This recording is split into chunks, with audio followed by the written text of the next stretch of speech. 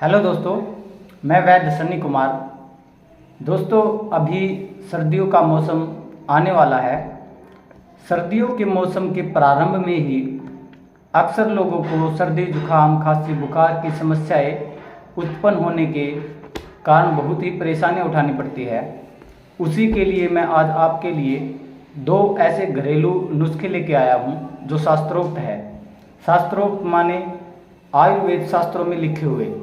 ये स्वास्थ्य रक्षा पुस्तक लगभग 90 वर्ष पुरानी, 90 वर्ष पहले का लिखा हुआ शास्त्र है, ग्रंथ है।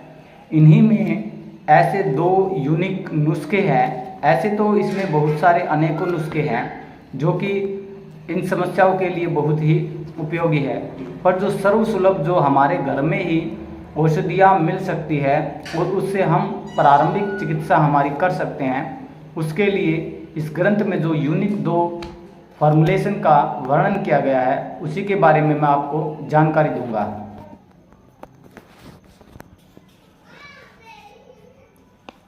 देखिए दोस्तों, ये बहुत ही अच्छा नुस्खा है, ये बहुत ही यूनिक नुस्खा है।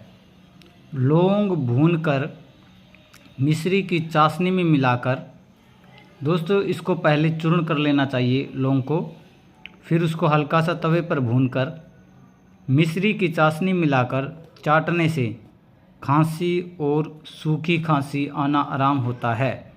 ये लौंग का नुस्खा बहुत ही प्रभावी और अच्छा नुस्खा है दोस्तों, इसे इस्तेमाल करें। ये घरेलू वस्तुएं हैं जो घरों में आसानी से मिल जाती हैं, इससे ज़रूर आपको फ़ायदा होगा। दूसरा नुस्खा है जो सभी लगभग जानते हैं, फिर भी इन ग्रंथों के प्रामाणिकता से ही ये प्रभावकारी सिद्ध होते हैं।